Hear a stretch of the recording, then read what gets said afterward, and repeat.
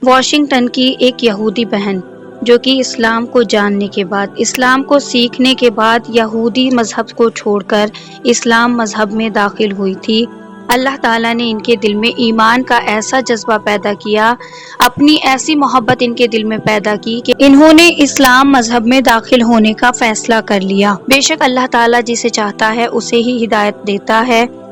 جب یہ مسلمان ہوئی تو انہوں نے نماز کا اتنا اہتمام کرنا شروع کیا کہ انہوں نے نمازوں کے لیے مستقل علیحدہ علیحدہ خوبصورت پوشاکیں سلوائی،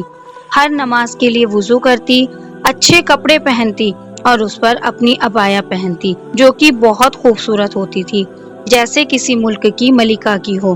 اور وہ پہن کر مصلی پر آ کر ایسی جم کر نماز پڑھتی تھی جیسے کہ نمازوں میں ڈوب چکی ہو۔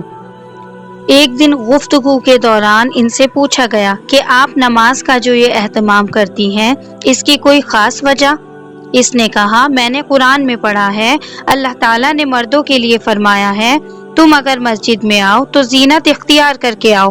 میں سمجھ گئی کہ وہ چاہتا ہے کہ مصلی پہ میرے سامنے جو ہاتھ باندھ کر کھڑا ہو اس نے صاف ستھرے کپڑے پہنے ہوں، اور دنیا کا بھی تو دستور ہے کہ جب کسی دفتر میں کسی افسر کے سامنے پیش ہونا ہوتا ہے تو اچھے لباس میں ہی جایا جاتا ہے۔ کہنے لگی، میں تو احکم الحاکمین کے سامنے کھڑی ہوتی ہوں، اس لیے میں اپنی پوشاک پہن کر حاضر ہوتی ہوں کہ میرے مولا اس کو پسند کرتا ہے۔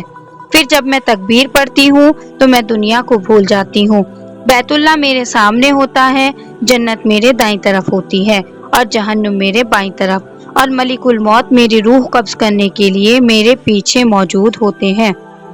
اور میں یہ سمجھتی ہوں کہ یہ میری زندگی کی آخری نماز ہے جو میں پڑھ رہی ہوں۔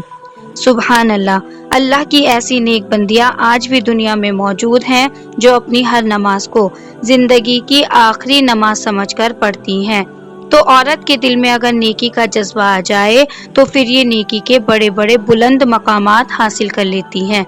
اللہ تعالی ہم سب بہنوں کو بھی انہی بہن کی طرح نماز پڑھنے کی توفیق عطا فرمائے، آمین۔